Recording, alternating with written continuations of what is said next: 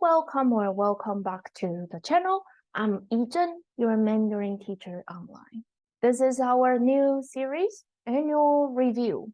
In this series, we are going to go through some questions and I'm gonna give my answers. Either it's from my 2021, 2022, or even from longer time ago. You're gonna also try to think about the question and try to express yourself and then write it down or at least type it out or just try to practice how to express yourself with those questions in your target language, no matter you are learning Mandarin or other language. It's a good way to practice the target language through different topics. That's also how I like to go through and teach my one-on-one lessons, so that my students are really learning the thing that they want to say, they want to use, they actually think and would like to express those content. So in our AR series, this is more like a little bit intermediate to even upper intermediate and above. The reason why I say it is because I am not going to list out all the vocabulary word by word, just like in our AMQ series, where I talk about each vocabulary and I will bring up the grammar point from that one quote. In this series, we are going to go through questions, about 3 to 4 in one episode. If you are a beginner, you can still use it as your listening input or even reading input. You can also repeat after my sentences as your speaking output practice. That's still very helpful. But make sure you also do some active learning and practicing, which is you try to form your sentence or you try to focus on what the material is talking about, instead of driving and then listening to the podcast or doing dishes and listening to an audio record. I need to say this is super helpful. I like this as well. But if you want to make your language learning progress more visible, you want to have passive plus active learning. Okay, so no matter which level you are at, feel free to watch this one or even listen to it if you are doing something else at the same time. I just would not want you to feel like there are so many things you don't understand in this video if your level is beginner. It's totally fine. I will still go through and talk about what word means and so on. It's just not go deep down like our AMQ series. So first one, 今年你做过最有智慧的决定是什么？今年你做过最有智慧的决定是什么？ What's the wisest decision you have made this year? 最有智慧的。And the other one is using 今年你做过最聪明的决定是什么？今年你做过最聪明的决定是什么？ What's the smartest decision you have made this year? So 你做过 you have made 决定 decision is what this year. 最有智慧 is like wise kind, wisest kind. 最聪明 is smartest because I kind of have a slight impression or memory that my English teacher taught me or us that wise and smart is different. So maybe your answer will be different depending on you want to answer the wisest or the smartest. I think my answer is wisest in this case. Yeah, because it totally impacts my mental health. By the way, my answer is from 2021 because I haven't reflected and reviewed and come up with my 2022 answers yet.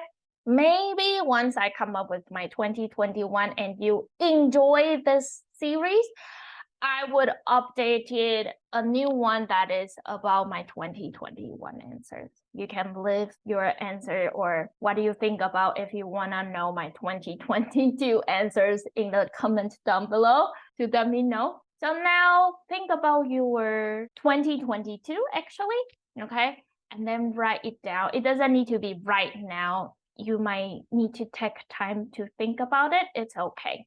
My 2021 answer is 决定不跟前任结婚，决定不跟前任结婚，而且跟他分手。决定不 means decided not to.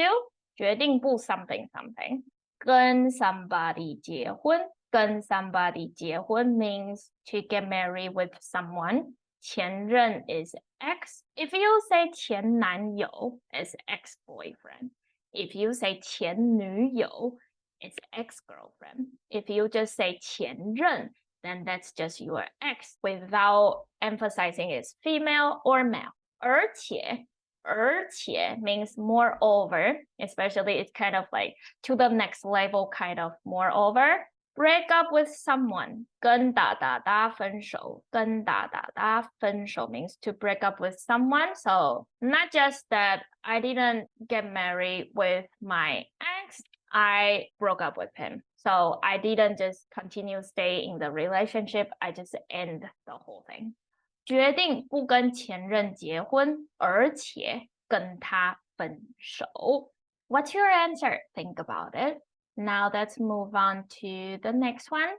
今年你学到最大的教训是什么？今年你学到最大的教训是什么？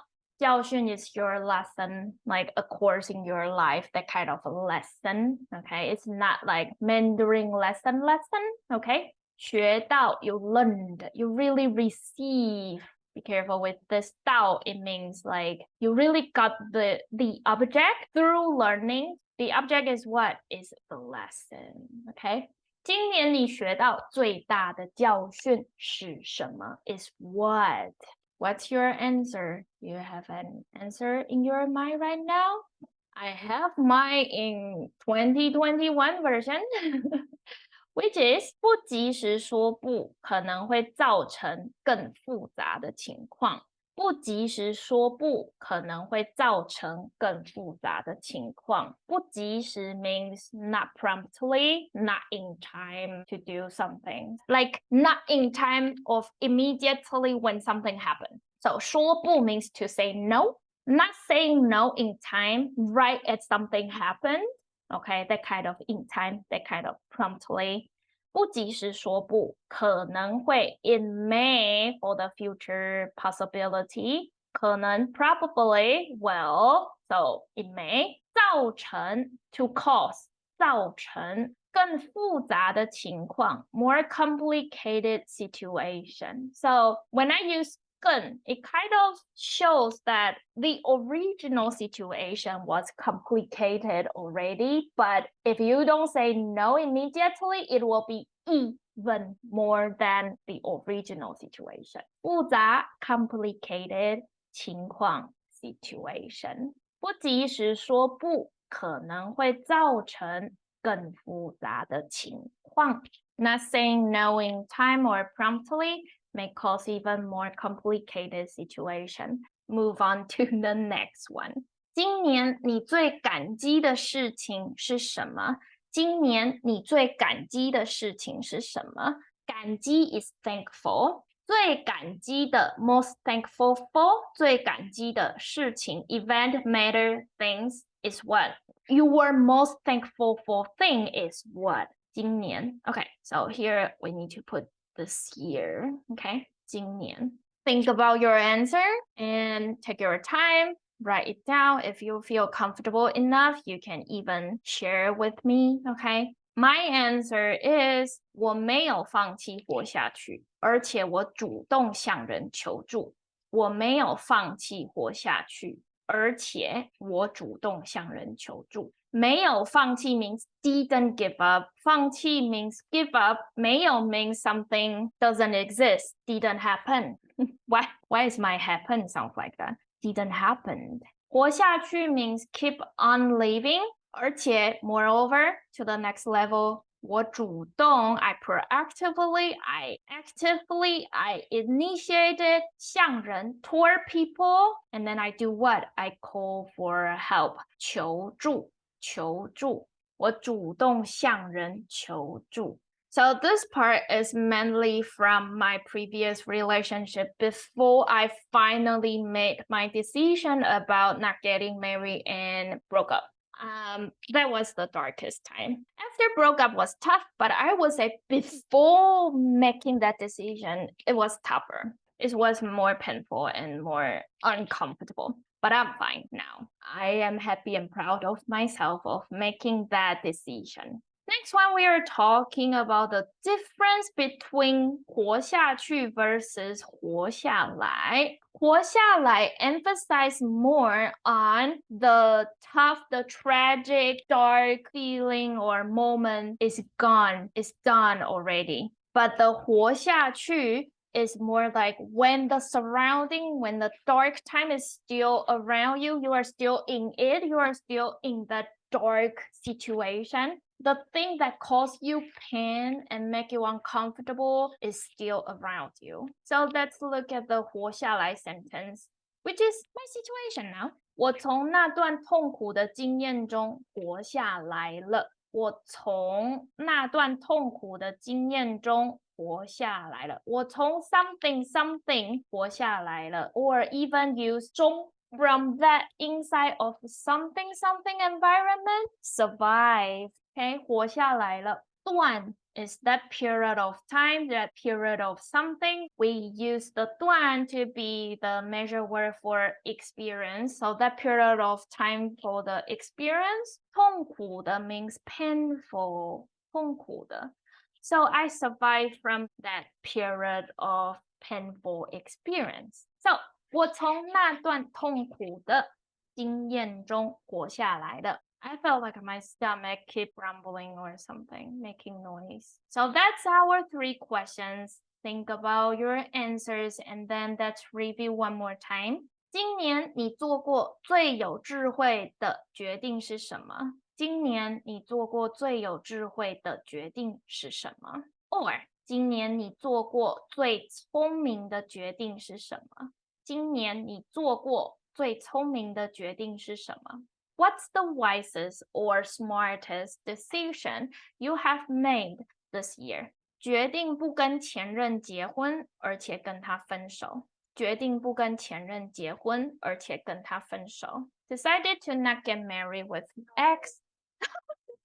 Did you hear my stomach? I'm so sorry. Moreover, broke up with him. So remember, these are my 2021 answers. I haven't come up with my 2022 yet. Next one, 今年你学到最大的教训是什么？今年你学到最大的教训是什么？ What's the biggest lesson you learned this year? Oh, I missed the here, right? For the grammar, the biggest lesson. My answer, 不及时说不可能会造成更复杂的情况。不及时说不可能会造成更复杂的情况。Not saying no in time or promptly may cause even more complicated situation. 今年你最感激的事情是什么？